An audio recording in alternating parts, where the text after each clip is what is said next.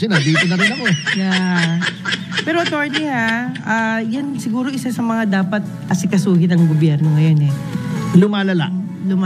Kasi ang dami yung problema. Actually, yung kanina, tinatakal ko din yung tungkol sa impeachment, pero nakakatuwa naman yung balita nyo. Good news yan. Hindi na matutuloy. Yun nga ang sinasabi ni Pangulong Marcos. Ang daming problema yung impeachment pang aatupagin ninyo. So take note, yung mga tagahanga na mga naghain ng impeachment, alam nyo na. Ayan. Kasi si dating Senador De Lima, di ba? Abot hanggang langit ang pasasalamat niya kay Pangulong Marcos nung na-acquit siya. Na hindi ko naman malaman kung bakit kasi separate naman ang judiciary sa executive. Parang sinabi na rin niya na may kinalaman si Pangulong Marcos sa pag-acquit niya.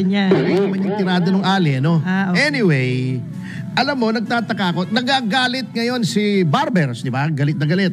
Hindi lang nag-press con, nag-privilege speech pa laban sa mga vloggers daw. Palagay ko nasasaktan na sila sa mga batikos. Ayun. Oo. Ngayon, mga troll, nagagalit sila na sila'y binabatikos, pinapaimbestigahan nila sa NBI. Opo. Alam nyo po, mga kagalang-galang na mga miyembro at chair ng Quadcom, at kung nagagalit po ang taong bayan, wala pong may kasalanan yan, kundi kayo. Alam nyo kung bakit? Sapagkat kayo po ay kung ano-anong pinagagagawa nyo nambabastos kayo ng witness.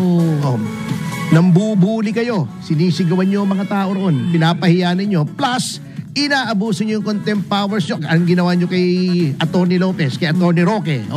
Di ba? Puro kabastusan kayo eh. Ngayon, kung nagkakaroon ng backlash ang taong bayan, ay sapagkat nakikita yung kabulastugang ginagawa nyo. Walang pwedeng sisihin dyan kundi kayo.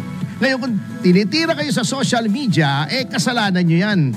Kamoting kahoy kayo may unahan mo pa ito nyo Alam nyo, may PR yung mga yan kaibigan ko. Hindi ko nasasabihin yung pangalan niya kasi sinabi kong hindi ko ibubuking, Opo. Pero nakatrabaho ko itong PR nilang ito, babae.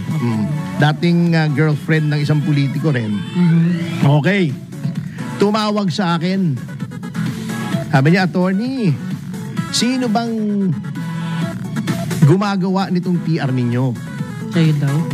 Hindi, yung PR, yung mga sa social media lumalabas laban sa Quadcom. Early on pa to Okay po. Nung katatapos ko lang humarap nung kay Cassie Leong, nung pinipigil nila akong kausapin yung kliyente ko. Kita yung kagaguhan yan, di ba?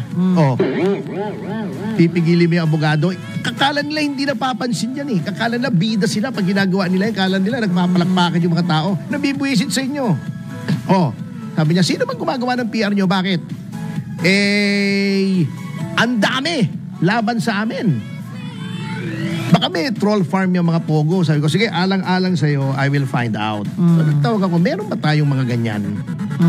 Sabi ko sa kanya, di wala daw. Sabi niya, paano kami mag-troll farm yung pogo? Yung pinagsasabi nilang funded by pogo. Wala na ng pogo Kahit yung pogo ni Remulla sa Cavite, wala na, di ba? Dinat na sa dyaryo Sinarhan na as of November 30. Sabi niya, paano kami magpupondo? Wala ng pogo.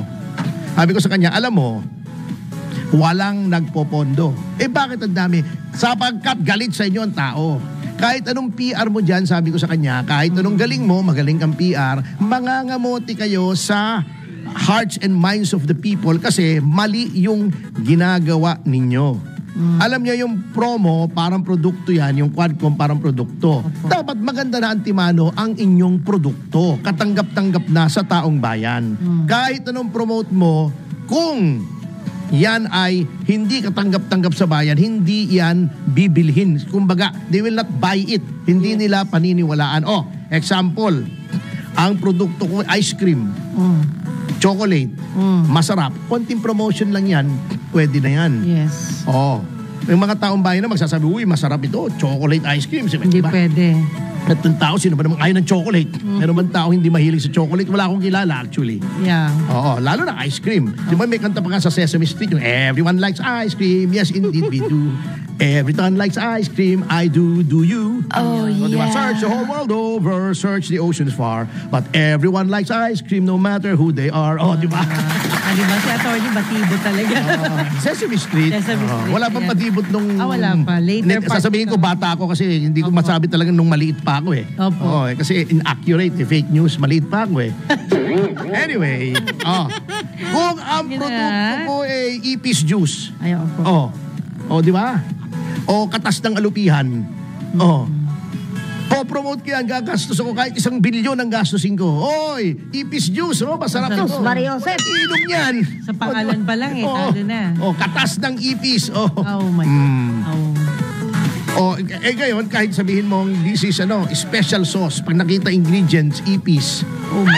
Sinong kakain? Alupihan, di ba? Ulalo. Anak naman kayo. Kaya yung kwan, di ba, nagtataka sila? Yung infant food na wala bigla, walang bumili. Paano ang pangalan? Milupa. Yun, pangalan lang yun, ha? Milupa. Milupa, di ba alam mo yun? Yung infant food yun eh. Ang treatment niya Milupa, M-I-L-U-P-A, Milupa. Naisip ng mga tao, naku, wag yan, Milupa yan. Milupa. Bipakain ko sa anak ko. Nawala yun, nalugi. So, kailangan pala maganda yung choice mo ng title. Hindi lang title, maganda Quadcom. Bago ang produkto mo, si Abante, si Fernandez, si Barbers, si Paduano, si Luistro, si Adyong, si ko yung buhok na nakangiwi. Yung nagkasama ni Dilima nag-file. Ang tawag doon magkasama sila ni Dilima at saka yung paring adik, nget power pa ang tawag doon. At saka nagagalit si Barber, sinatawag daw yung mga miyembro na pangit. Hindi po yun ay paninira. Nagsasabi lamang po kami ng totoo. Ano gusto nyo sabihin namin? Maganda si Luistro. Di sinungaling kami. Pati na. Sa totohanan sinasabi, magagalit ka. Pagpihira ka naman. Ano sabihin kong pogi si Abante, sinungaling ako. Pero attorney, medyo mileage na naman ginagawa mo. Libre Bakit? na naman sila. Ayan, hindi kailangan i-discuss sila. I-discuss mo talaga Kaya, paring Robert, Barbers, hindi pwedeng hindi kayo i-discuss. Ngayon, Yeah. huwag mong tatakutin na papaimbestiga mo sa NBI. Hindi pwede yun. You're sending a chilling effect na hindi na babatay sa ating saligang batas. Kung may violation, again, parang sinasabi ni Pangulong Duterte, if you have the evidence, then file it in court. Kung tingin nyo may libel, cyber libel, o whatever, ang krimen, file it in court, pero wag yung tinatakot nyo, hindi po maganda ang epekto nananakot kayo, nang bubuli kayo pangit po ang dating sa mga mamamayan. Ayun, ganun pala Kaya yung sinasabi nyong dapat walang malis. Alam nyo, sir, sa batas, kung ikaw ay public figure, you have to prove malis. Dapat ikaw ang mag-prove. Kung private person ang nilibel, malice is presumed. Ayun. Ngayon, kung ikaw ay public figure, na ang onus probandi ng existence of malice ay nasa sa inyo at mahirap pong patunayan niya kung ikaw ay public figure. Yung sinasabi niya, Okay. na dapat daw ang criticism ay tungkol sa pag-discharge sila ng public function nila. Napakalawak po ng definition niya. Pag kinikriticize namin si Luistro na mali-mali yung kanyang legal opinion, that pertains to the discharge of her functions as a lawmaker. Pag niloloko namin si Dan Fernandez na mali-mali ang batas at mali-mali ang English, kasama po yun sa pag-discharge niya ng functions niya sa House of Representatives as a lawmaker. Kasi lahat ng sinasabi niya are off record. Okay. Nandun yun, recorded yun sa journals ng House of Representatives. Pwede kang humingi ng transcript noon. Mababasa mo yung mga maling English niya ron. So, kasama po yun. Napakalaki ng latitude ng batas for criticism of public officials. Kasi pag sinisikil mo ang mga mamamayan na pumuna, Diyan lalaganap ang mga abuso. Walang nagkokontrol. The bar of public opinion is always the last resort kasi ang mamamayan, ang lahat tayo collectively, tayo ang may sovereign power, tayo ang may kapangyarihan pagdating ng eleksyon.